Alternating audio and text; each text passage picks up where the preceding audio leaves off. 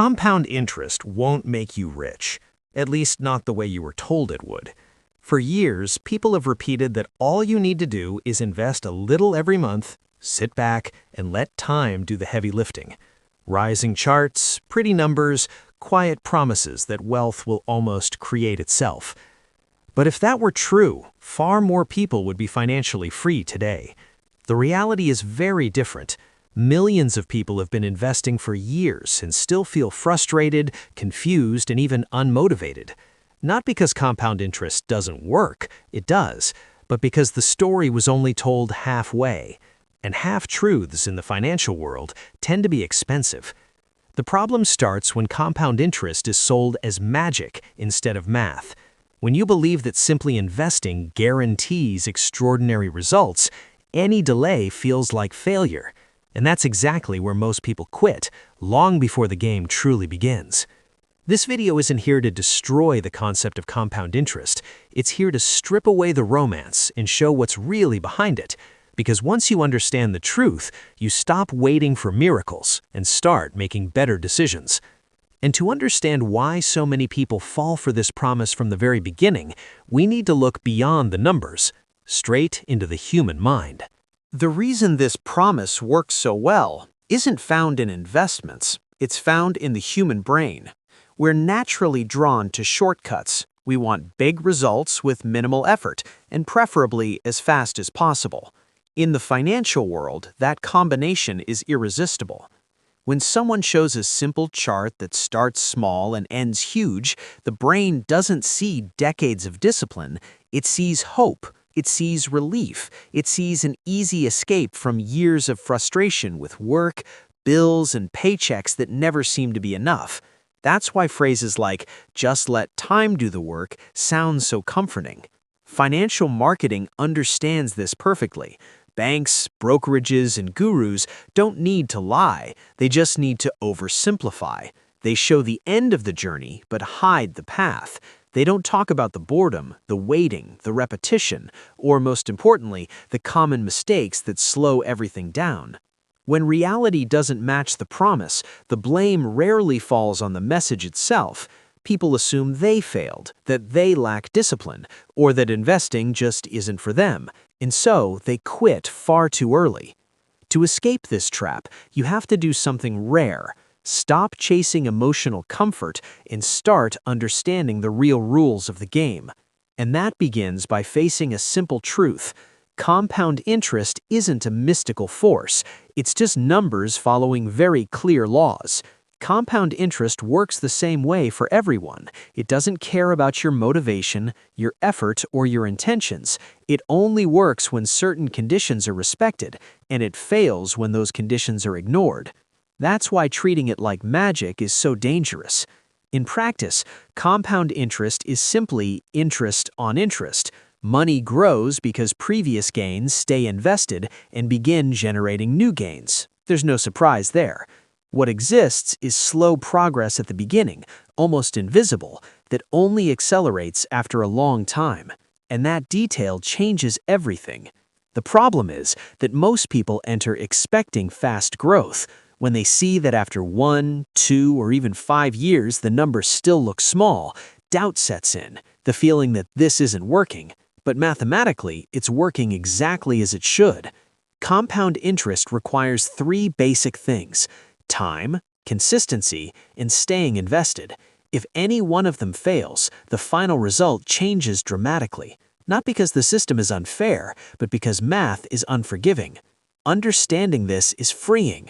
You stop interpreting early results as failure and start seeing them as part of the process.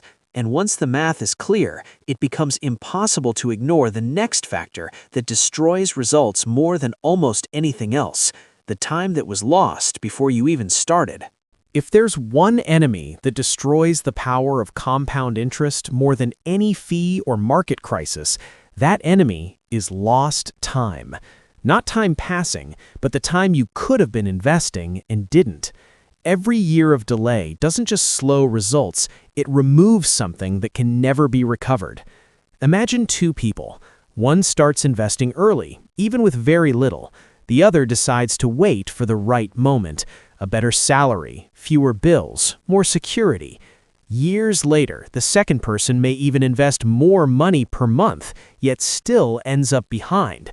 Not because they invested poorly, but because they entered the game too late. Time has a silent multiplying effect. At first, it feels irrelevant. 1 year more or less doesn't seem like a big deal. But in the math of compound interest, the early years are the most valuable of all. They create the foundation that all future growth is built on. When you lose those early years, you don't just lose returns, you lose entire cycles of growth. It's like planting a tree decades later and expecting the same shade. No matter how much you water it afterward, the delay always shows up. That's why phrases like "I'll start later" are so financially expensive. They feel harmless in the present, but turn into regret in the future. And this reality leads to an uncomfortable conclusion. Starting early, even with little, almost always beats starting late, even with a lot. That's exactly what we're exploring next. Once people understand the weight of lost time, a common thought appears. Okay, I started late, so now I'll just invest more and make up for it. That logic sounds right, but in practice, it rarely works the way people expect. Starting late doesn't just require more effort, it requires much greater financial sacrifice. Those who start early have an invisible advantage. Their money works longer than they do. Those who start late have to rely on brute force.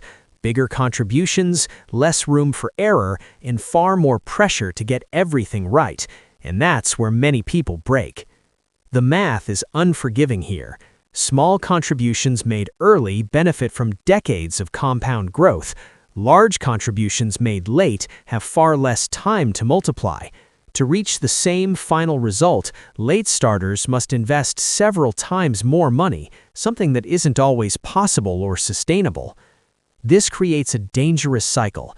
People start late, realize they need to invest a lot, feel the strain on their budget, and eventually give up or cut back. The issue was never a lack of discipline, it was the attempt to compensate for something that can't be bought: time. The truth is simple and uncomfortable. It's not about how much you invest at the beginning, but when you begin. The amount can grow as your income grows. Time cannot. And once you understand this, it becomes clear that starting early isn't enough. You also need a specific behavior over the long run. Because even those who start early can sabotage everything if they lack consistency. And that's exactly where most people stumble. Even those who start early can still destroy the potential of compound interest with a very common mistake: lack of consistency. There's an exaggerated obsession with how much is invested, as if putting in more money in a single month could make up for months or even years of irregular contributions. In practice, that almost never works. Compound interest needs rhythm. It works best when money goes in a predictable, consistent, and automatic way. When contributions stop and start constantly, growth loses momentum. It's like trying to speed up a car while hitting the brakes every few feet. You move forward, but you never build real speed. Many people invest only when there's money left over. The problem is that there's almost never anything left over. Investing becomes optional, negotiable, always pushed to later. And every skipped month isn't just a missed contribution, it's an entire month that fails to generate future growth. Consistency also protects you from emotional decisions. When investing is automatic, you keep investing even when the market drops, even when you feel uncertain, even when the news is bad. And ironically, those are often the best times to buy. It's not the perfect contribution that creates long-term wealth, it's the repeated habit. Small amounts invested with discipline almost always beat large, occasional contributions, not because of luck, but because math rewards those who show up every month. But even with time and consistency, something else is quietly eating away at results, something most people don't notice at the beginning. Small, nearly invisible costs that seem harmless on their own, but become devastating over decades. That's what we're going to reveal next. After time and consistency comes one of the most underestimated saboteurs of compound interest: fees and taxes. They don't make noise, they don't cause immediate pain, and they rarely get attention early on. That's exactly why they're so dangerous. A 1% annual fee seems insignificant. In a single year, it really is. The problem is that compound interest works in chains, and so do fees. They don't just reduce your gains that year, they shrink the base on which all future growth is built. Over decades, that difference turns into hundreds of thousands of dollars that never make it into your pocket. The same applies to poorly planned taxes. Paying taxes is unavoidable, but paying more than necessary is a choice, usually made due to lack of information. Tax-inefficient investments quietly erode results year after year without the investor realizing the true impact. What makes this especially dangerous is that these costs rarely show up clearly. They're embedded, diluted, hidden inside long statements that almost no one reads. By the time people notice, they already lost too much time to fix it. Compound interest needs room to breathe. The more friction you remove, high fees, unnecessary taxes, complex structures, the more efficient growth becomes. It's not about finding the most sophisticated investment, but the simplest and most efficient one. And even when you manage fees and taxes, there's still a bigger threat lurking over everything, something that affects everyone, even disciplined investors: debt and inflation. That's what we'll confront in the next chapter. Even disciplined investors can see their efforts undermined by two silent enemies: debt and inflation. They don't show up on return charts, but they're always there, quietly draining the real power of compound interest without asking permission. Let's start with debt. Investing while carrying expensive debt, like credit cards or high-interest loans, is a mathematical mistake, not just a financial one. While your investments grow at a moderate pace, your debt grows faster, working against you every single day. It's like trying to walk up a downward-moving escalator. You're moving, but you're not actually getting anywhere. Inflation is even more deceptive. It doesn't reduce the number in your account, it reduces what that number can buy. Earning 8% a year sounds great until you realize inflation took 5%. Your real gain was only 3%. In some periods, inflation can even exceed your returns, causing you to lose purchasing power while still doing everything right. The problem is that most people think in nominal terms, not real ones. They see their balance growing and assume progress, without noticing that the cost of living is rising just as fast or faster. Over time, this illusion creates a false sense of security. Compound interest only works fully when you eliminate forces pulling you backward. Controlling bad debt and seeking returns that beat inflation isn't financial sophistication, it's survival. And even after doing all of that correctly, there's still one risk capable of wiping out years of progress in just a few days: poorly calculated emotional decisions. That's what we need to talk about next. After so much effort, discipline, and patience, there's an uncomfortable truth. A single emotional decision can destroy years or even decades of compound interest, not because of the market itself, but because of human behavior in response to it. When markets fall, fear takes over. The brain shifts into survival mode and looks for immediate relief from pain. Selling feels logical. When markets rise too fast, the opposite happens. Euphoria creates a sense of a once-in-a-lifetime opportunity, and buying at the top feels like not being left behind. In both cases, emotion beats strategy. The problem is that compound interest depends on staying invested. It only works if the money remains in the market. Big drops followed by panic selling break the chain of growth.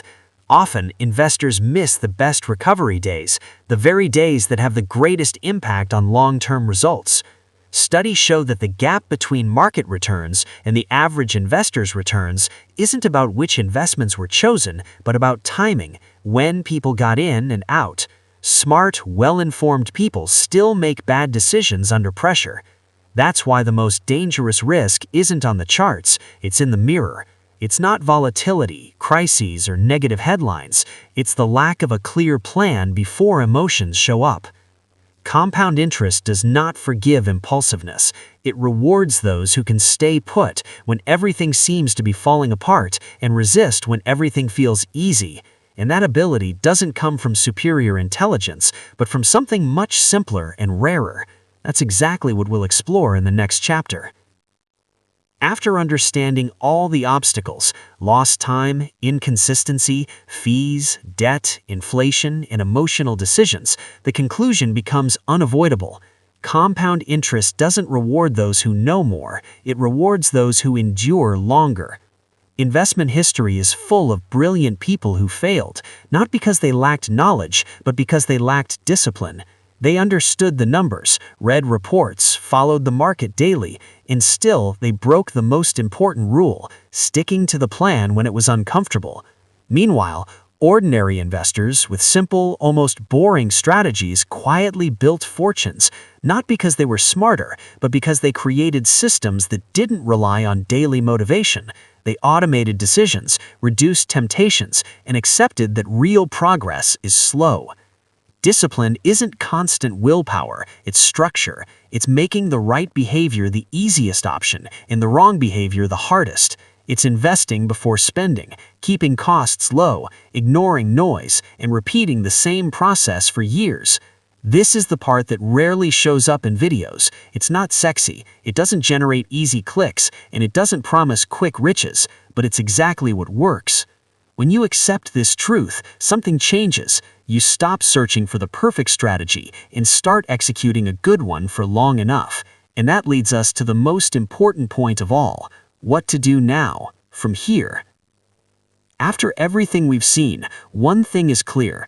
Compound interest isn't a financial trick, it's a long-term behavior test. And now the most important question isn't how much you know, it's what you're going to do from here. You don't need more information, charts, or promises. You need simple, sustainable decisions. Start even with a small amount. Invest consistently. Reduce invisible costs. Eliminate debts that pull you backward. And above all, create a plan you can follow when the excitement fades. Every day without action isn't neutral. It's a day when time works against you. But the opposite is also true. Every small right decision, repeated over the years, creates a powerful compounding effect, not just in money, but in peace of mind and freedom. If this video changed how you see compound interest, don't let it end here. Like the video, subscribe to the channel, and comment below. Have you already started? Did you start late, or are you about to start? Financial freedom isn't born from big leaps, it's born from small steps, taken early and repeated with discipline. And now you know exactly what the next step is.